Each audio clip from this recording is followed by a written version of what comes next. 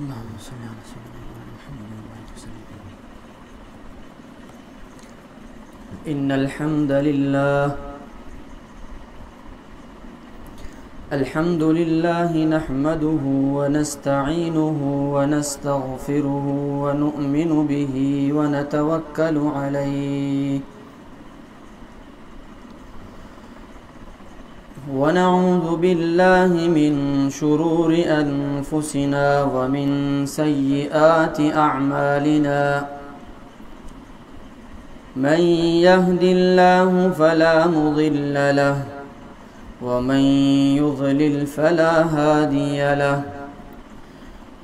ونشهد أن لا إله إلا الله وحده لا شريك له ونشهد أن سيدنا وسندنا وحبيبنا ومولانا محمدا عبده ورسوله. أما بعد فقد قال الله تبارك وتعالى في القرآن المجيد والفرقان الحميد.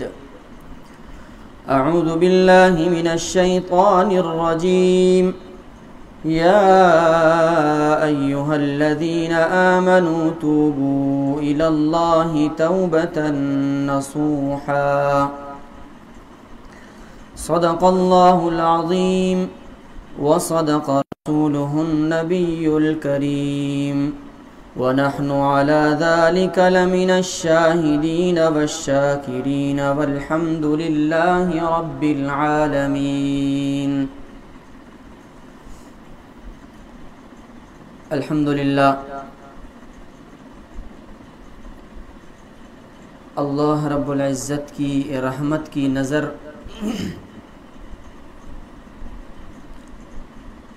جب دنیا میں کسی چیز پر پڑتی ہے تو اس کی حیثیت ہی بدل جاتی ہے.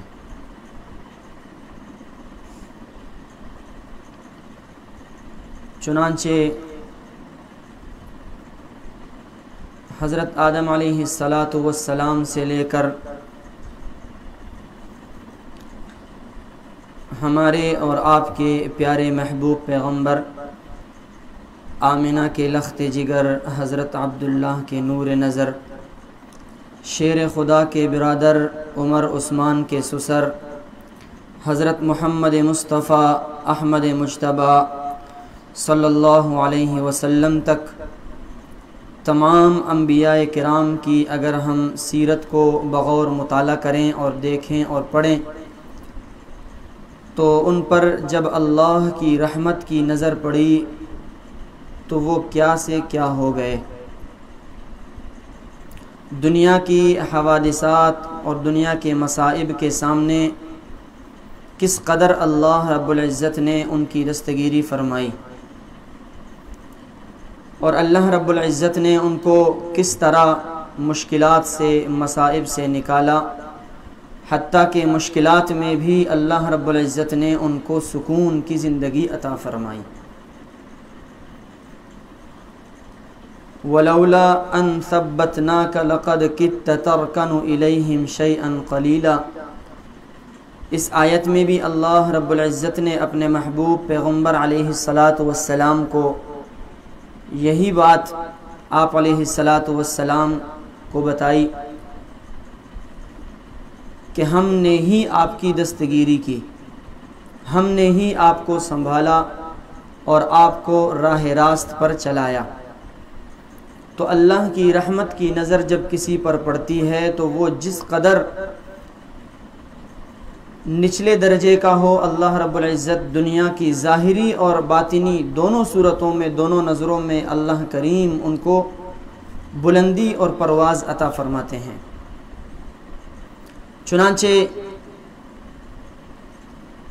اللہ کی رحمت کی نظر جب محمد صلی اللہ علیہ وسلم پر پڑتی ہے تو پیدائش کے چند دن بعد زمین پر لیٹے ہیں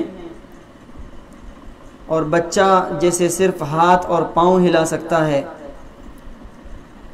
اماں آمنہ کہتی ہیں کہ میرا لاڈلا محمد زمین پر لیٹا ہوا اپنے ہاتھ اور اپنے پیر ہلا رہا ہے، اور جس طرف ہاتھ ہلاتا ہے آمنہ کی آنکھوں نے دیکھا، اور آمنہ دیکھ رہی ہے کہ محمد جس طرف ہاتھ ہلاتے ہیں چاند اس طرف جاتا ہے، پھر جب دوسری جانب ہاتھ ہلاتے ہیں تو چاند دوسری جانب لپکتا ہے۔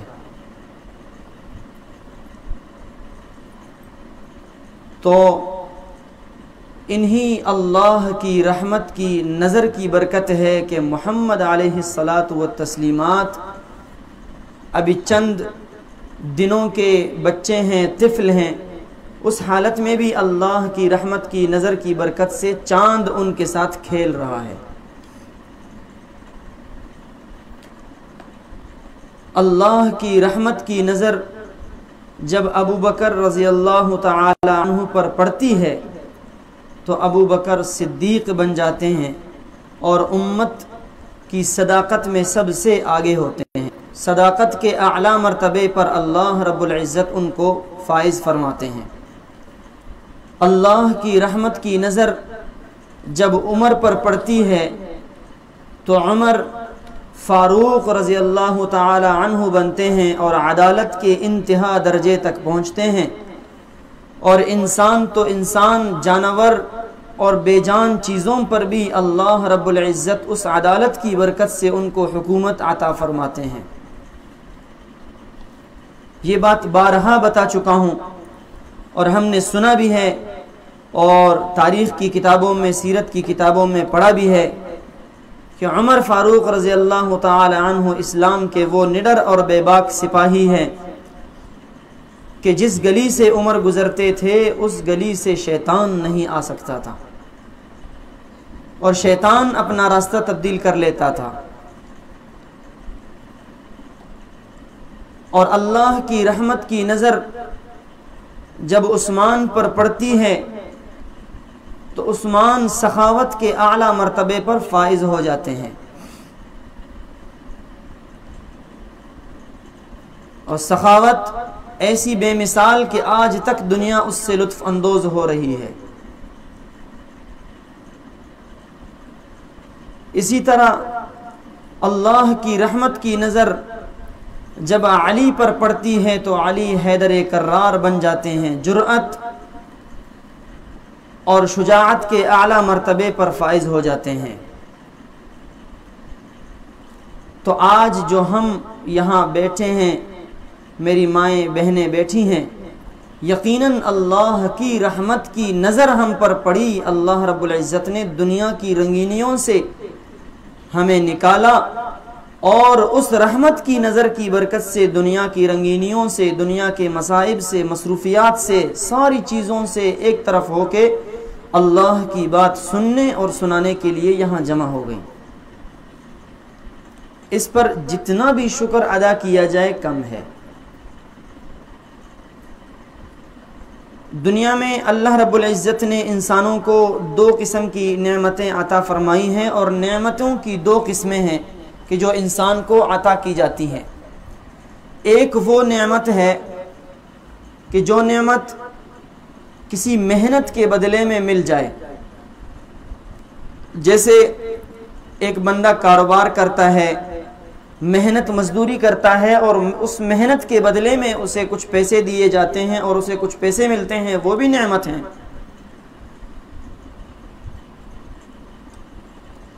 تو ان نعمتوں کو کہا جاتا ہے نعمت کسبی، کسبی نعمتیں کہ جو کمائی سے حاصل کی جاتی ہیں۔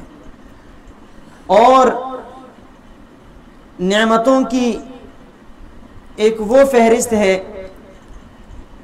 کہ جو اللہ نے بغیر کسی طلب، بغیر کسی محنت، بغیر کسی مشقت کے اللہ رب العزت نے ہمیں عطا فرمائی ہیں۔ ان نعمتوں کو نعمت وہابی بھی کہتے ہیں اور غیر کسبی بھی کہا جا سکتا ہے۔ چنانچہ آنکھوں کی نعمت کو دیکھیں، ہم نے اللہ سے آنکھوں کی نعمت طلب نہیں کی، لیکن اللہ رب العزت نے ہمیں نعمت عطا فرما دی اور ہم دیکھتے ہیں۔ دماغ کی نعمت ہے، جسم کے اندر فیکٹریاں چل رہی ہیں، کوئی بھی چیز ہم کھاتے ہیں یا پیتے ہیں، وہاں جا کر وہ فیکٹریاں اپنے اپنے حساب سے ان چیزوں کو باقاعدہ اپنے اپنے مخصوص مقامات تک پہنچاتے ہیں۔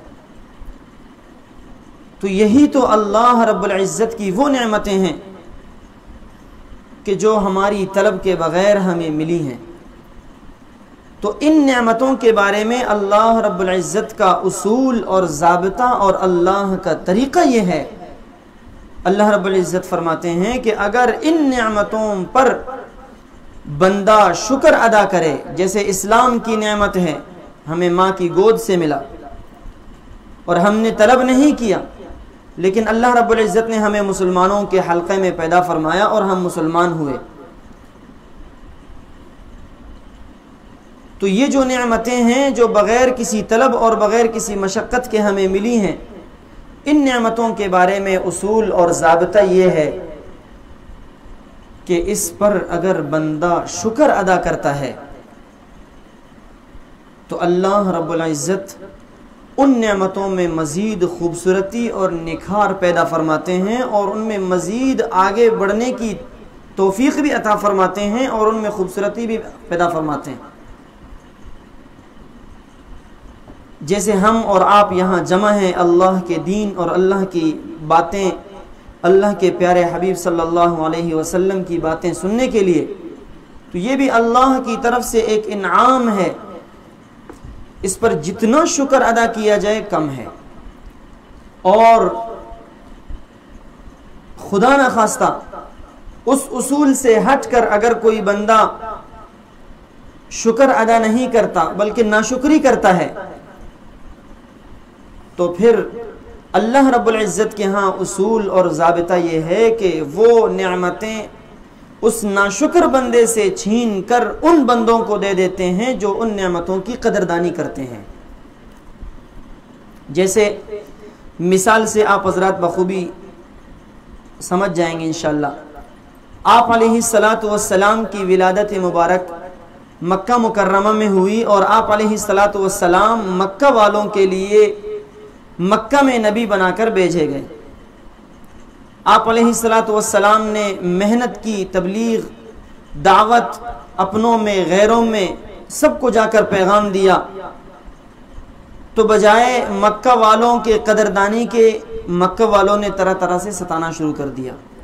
آپ علیہ السلام دنیا کی سب سے بڑی نعمت کی حیثیت سے مکہ میں مبعوث ہوئے، مکہ والوں نے بجائے اس نعمت کی قدردانی کے ناشکری کی، اور ناشکری کے نتیجے میں اللہ رب العزت نے مکہ والوں سے یہ نعمت چھین لی۔ اور چھین کس طرح لی کہ مکہ والوں سے یہ نعمت آپ علیہ السلام کی مبارک صورت میں، آپ علیہ السلام کی حیثیت میں ان سے چھین کر مدینے والوں کو دے دی جو اس نعمت کی قدردانی کرتے تھے۔ اور آج بھی آپ علیہ السلام مدینہ میں آرام فرما ہے۔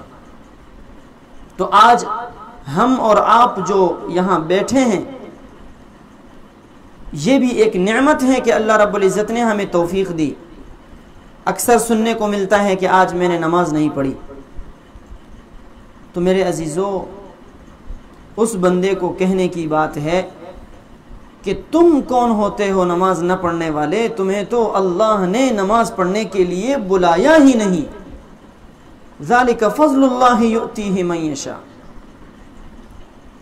یہ تو اسی کا کرم ہے، اسی کا فضل، اسی کی جود و سخا ہے کہ اس نے ہمیں اور آپ کو اور سب کو یہ توفیق دی کہ یہاں بات سنیں، نماز پڑھیں، ذکر و اذکار کریں، تلاوت کریں۔ اگر کسی نیکی کی توفیق مل جائے تو یہ محض اللہ کی طرف سے ہے، اس میں بندوں کا کوئی کسب شامل نہیں ہے۔ تو اس پر جتنا شکر ادا کیا جائے کم ہے، اور شکر کے طریقے مختلف ہیں۔ ایک شکر یہ ہے کہ زبان سے کہہ دیا جائے کہ اے اللہ تیرا شکر ہے کہ تو نے ہمیں توفیق دی اپنے دین کی بات سننے کے لیے، اپنے محبوب پیغمبر علیہ الصلاۃ والتسلیمات کی بات سننے کے لیے، کچھ دیر بیٹھنے کی اہل اللہ کی مجلس میں بیٹھنے کی ہمیں توفیق عطا فرما دی۔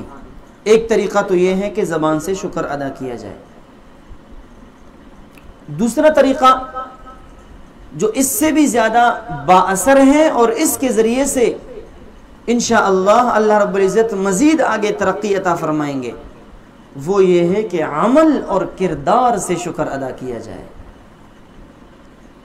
ایک شکر ہے گفتار کا، زبانی طور پر کہہ دیا یا اللہ تیرا شکر ہے، اور دوسرا طریقہ ہے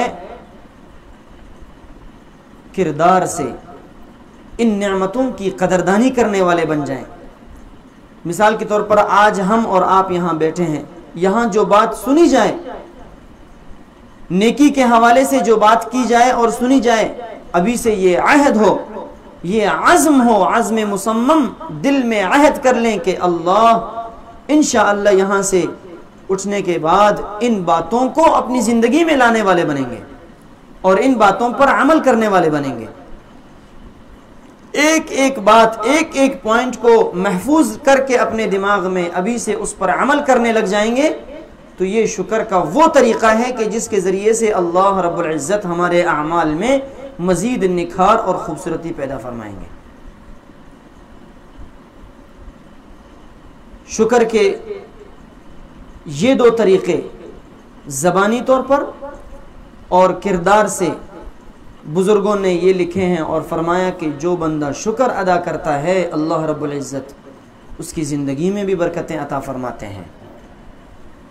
اور یہ جو کردار والا شکر ہے کہ عمل سے، آج انشاءاللہ ہم اور آپ یہ عہد کریں، اللہ سے یہ وعدہ کریں، یہ پکا یقین کے ساتھ اللہ کے سامنے گڑ گڑائیں کہ انشاءاللہ یہاں جو بات سنیں گے، باہر یہیں سے اٹھنے سے، آج سے، رات سے، کل سے، اکثر کہتے ہیں کہ صبح ہوگی نماز پڑھوں گا یا کل سے نماز پڑھوں گا، لیکن وہ جب رات کو سوتے ہیں تو پھر اس کے بعد اسے اٹھنے کی توفیق ہی نہیں ملتی اور آخر وہ انتقال کر جاتا ہے۔ کئی لوگوں نے ارادے کیے کل سے نماز پڑھیں گے، لیکن ان کی زندگی میں پھر کل آیا ہی نہیں۔ تو رات سے، کل سے یہ کام ہو جائے، اس کے بجائے آج سے نہیں بلکہ ابھی سے یہ عمل کرنا ہے، اور ابھی اٹھنے سے پہلے پہلے اللہ سے وعدہ کر کے نکلنا ہے کہ انشاءاللہ جو جو باتیں نیکی کے حوالے سے ہوں گی وہ اپنی زندگی میں لائیں گے، اور جو جو گناہ والے کام ہوں گے ان سے بچنے والے بنیں گے۔ آپ کے سامنے قرآن کریم کی ایک آیت کا مختصر سا حصہ میں نے پڑھا، تلاوت کی، یا ایھا الذین آمنوا توبوا الی اللہ توبۃ نصوحا۔ انسان، اللہ رب العزت نے انسان کے اندر نیک کام کرنے کی صلاحیت بھی رکھی ہے اور برے کاموں کی صلاحیت بھی رکھی ہے۔ انسان خیر اور شر دونوں کا مجموعہ ہے، اور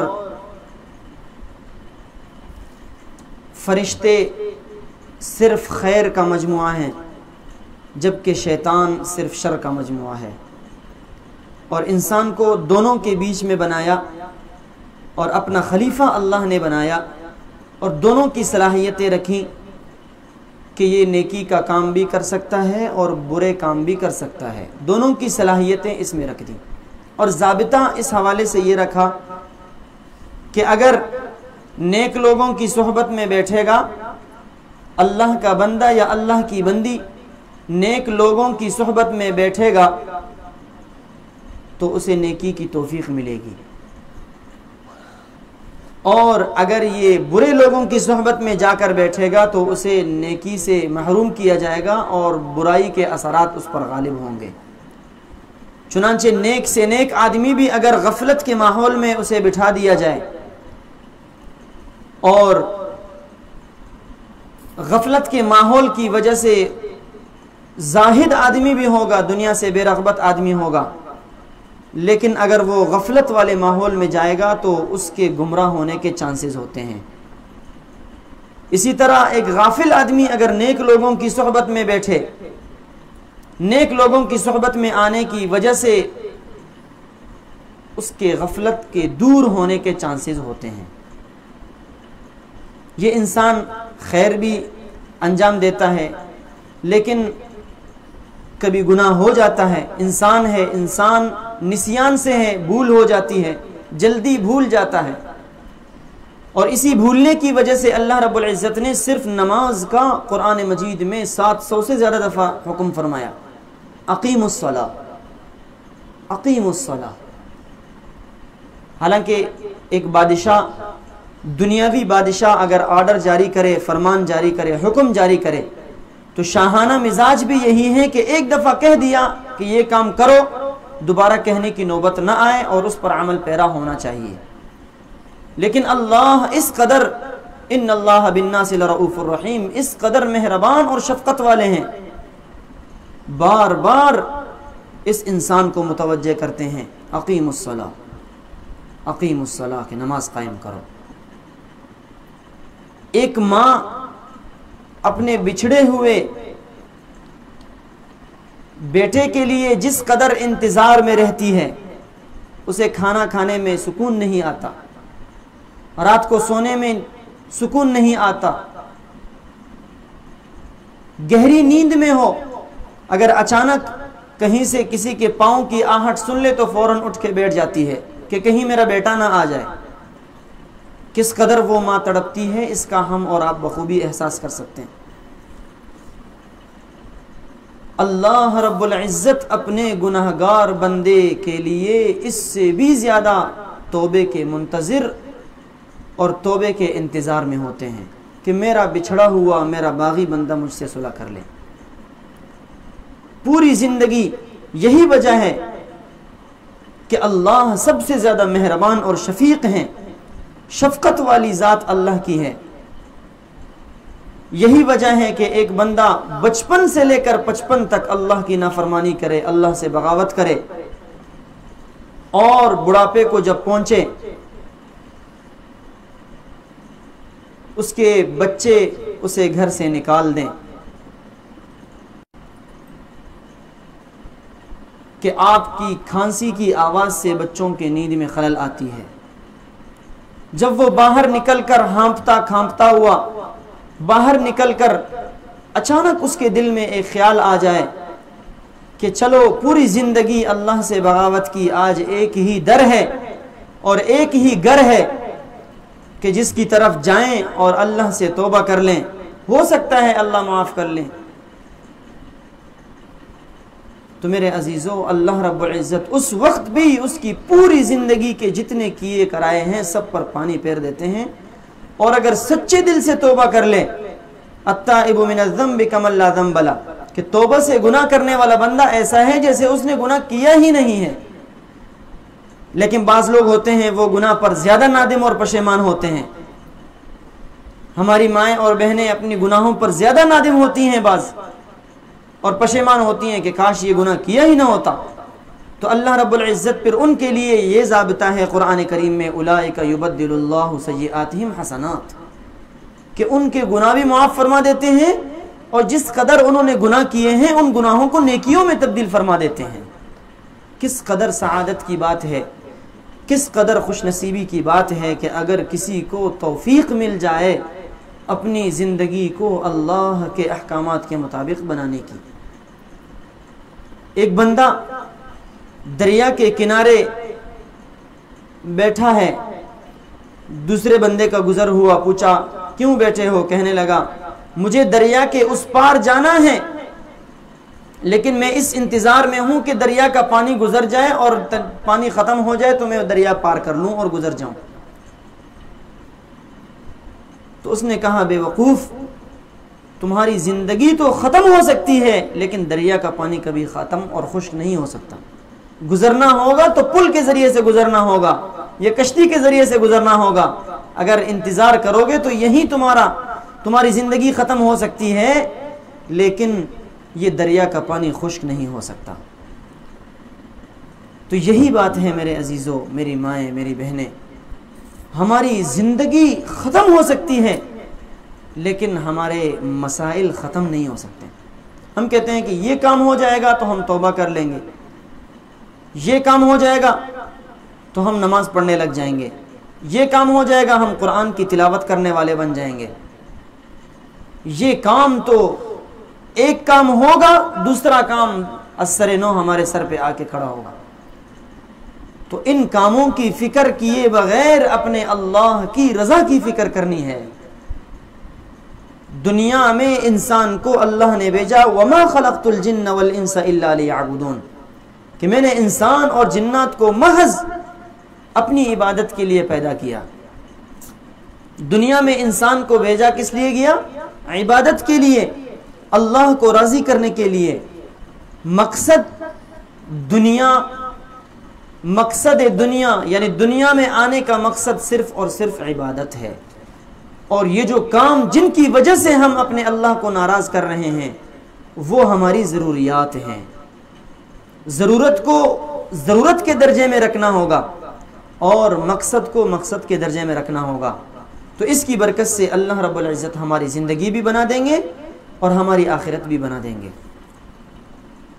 اور یہ اصول اور ضابطہ اپنے ذہن میں نوٹ فرما لیں، یہ بات ذہن نشین کر لیں کہ دنیا میں اللہ رب العزت نے، جیسے دنیا میں ہر چیز کی ایک تاثیر ہے، آگ کی تاثیر ہے گرم جلاتی ہے، برف کی تاثیر ٹھنڈک ہے، اسی طرح مختلف اشیاء کی تاثیر اللہ رب العزت نے ان میں تاثیر رکھی ہے۔ میرے عزیزوں، میری مائیں، میری بہنیں، اسی طرح گناہ میں اللہ نے بے سکونی کی تاثیر رکھ دی ہے۔ جو بندہ جو بندی گناہ کرے گا تو اس کی زندگی میں دو قسم کی چیزیں اور دو نقصانات، ایک تو بے سکونی، پریشانیاں، اور دوسری چیز بے برکتی۔ آج ہمارے پاس ضرورت کی تمام چیزیں میسر ہیں لیکن اس کے باوجود پریشان ہیں۔ ایک کام بنتا ہے تو دوسرا کام بگڑتا ہے۔ گھر میں 10 افراد ہیں، تمام ضروریات پوری ہیں، لیکن 10 کے 10 ایک مریض ہوتا ہے، وہ ڈاکٹر کے پاس پہنچتا، وہ واپس ٹھیک نہیں ہو پاتا کہ دوسرا مریض ہو جاتا ہے۔ یہ انہی گناہوں اور اللہ سے دوری کا نتیجہ ہے اور اسی کی سزا ہے۔ وَلَوْ أَنَّ أَهْلَ الْقُرَىٰ آمَنُوا وَاتَّقَوْا لَفَتَحْنَا عَلَيْهِمْ بَرَكَاتٍ مِّنَ السَّمَاءِ وَالْأَرْضِ،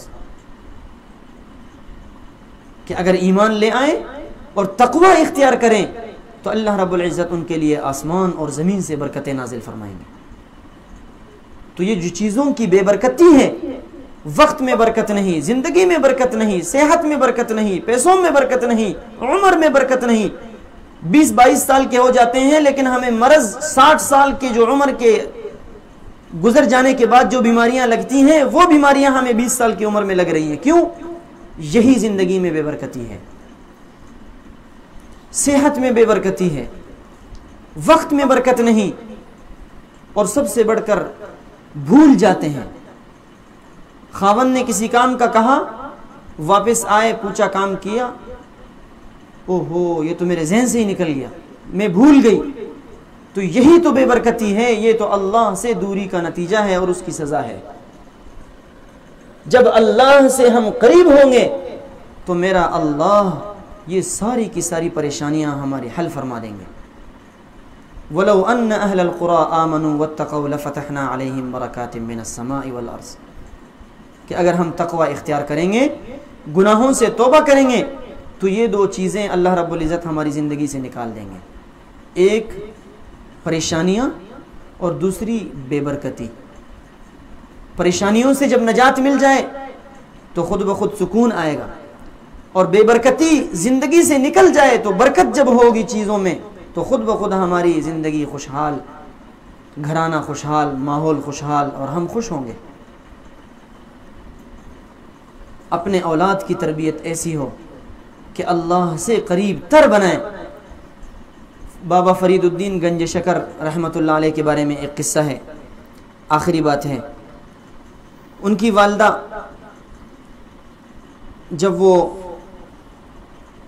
آپ صلی اللہ علیہ وسلم کا حکم ہے نا کہ 7 سال کے جب بچے ہو جائیں تو ان کو نماز سکھا دیں اور ان کو نماز کے احکامات سکھا دیں، تو بابا فرید الدین گنج شکر رحمۃ اللہ علیہ کی والدہ، انہوں نے اپنے بچے کی تربیت کے لیے کچھ مختصر سی کوشش کی، اور ہمارے لیے ایک سبق آموز واقعہ اور قصہ ہے، اور گنج شکر بھی ان کو اسی نسبت سے کہا جاتا ہے۔ کہتے ہیں کہ والدہ نے بچہ جو کھیلتا ہے، باہر گھومتا ہے پھرتا ہے، بچے کو ضرورت ہوتی ہے، دوسرے بچے کچھ کھاتے پیتے ہیں تو اسے بھی ضرورت ہوتی ہے کہ میں بھی کھا لوں، یہ تو غریب تھے، تو ان کی والدہ نے ان کی تربیت کے واسطے بچے نے کسی چیز کی طلب اور کسی چیز کی فرمائش کی تو ان کی والدہ نے کہا یہ تو دینے والی ذات اللہ کی ہے، میرے بیٹے آپ ایسا کرو، اچھی طرح وضو کر لو، وضو کے طریقہ سکھا دیا، اور ان کے لیے جائے نماز بچھا دی اور مصلی بچھا دیا۔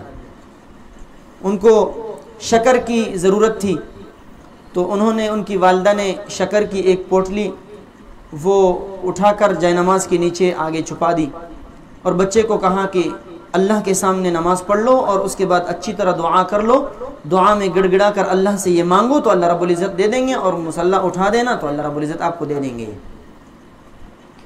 کہتے ہیں کہ پہلے دن انہوں نے نماز پڑھ لی، اور دعا کے بعد جب انہوں نے جائے نماز کو اوپر کیا تو وہاں شکر کی پوٹلی رکھی تھی، بڑے خوش ہوئے اور اٹھا کر خوشی خوشی سب کو دکھانے لگے کہ اللہ نے مجھے یہ عطا فرما دیا۔ اگلی نماز کے اوقات کے لیے جب وقت داخل ہوا تو اگلی نماز کا وقت سکھایا، اور اسی طریقے سے ان کے لیے شکر کی پوٹلی والدہ نے رکھ دی۔ تربیت کا ایک انداز ہے، کرتے کرتے اس طرح روزانہ ان کی روٹین اور ان کی عادت کے مطابق یہ ساری چیزیں ہو گئیں۔ تو ایک دن ایسا آیا کہ ان کی والدہ کاموں میں مصروف ہو گئیں، نماز کا ٹائم آیا، بابا فرید الدین گنج شکر نے جو نا وضو کی، اور وضو کے بعد جو نا آ کر جائے نماز بچھا کے نماز پڑھنے لگ گئے۔ والدہ نے دیکھا کہ اب تو یہ نماز کے بعد، دعا کے بعد جائے نماز کو جب لپیٹیں گے اور سمیٹیں گے تو ان کو وہ پوٹلی شکر کی نہیں ملے گی، تو وہ پریشان ہوں گے اور اللہ سے ان کا اعتماد ٹوٹ جائے گا۔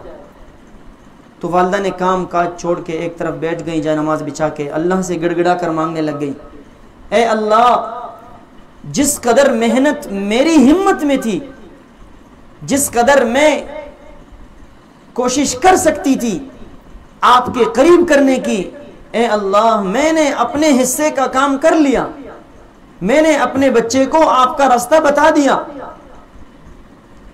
اے اللہ اب اسے اپنے راستے پر چلانا اور نہ چلانا یہ تیرے اوپر ہے۔ اگر میں نماز کے دوران جا کر پوٹلی رکھتی ہوں تو اس پر اس کا اعتماد ٹوٹ جائے گا، اللہ سے ہٹ جائے گا اعتماد، اور اگر نہیں رکھتی تب بھی اعتماد ہٹ جائے گا۔ تو اللہ سے گڑ گڑا کر مانگنے لگی۔ کہتے ہیں کہ وہ بھی دعا میں، والدہ بھی بیٹھی ہیں دعا مانگ رہی ہیں اور وہاں سے بچے کو دیکھ رہی ہیں۔ اتنے میں بابا فرید الدین گنج شکر نے سلام پھیر کر جب دعا کی، دعا کے بعد جائے نماز کو جب اٹھا کر دیکھا تو شکر کی پوٹلی غیب سے اللہ رب العزت نے ان کے لیے رکھ دی تھی۔ تو یہ ہمارے بچوں کی تربیت ایسی ہو، تربیت ہوگی تو اللہ رب العزت ہمارے بچوں کو اہل اللہ بنا دیں گے اور اپنا ولی بنا دیں گے۔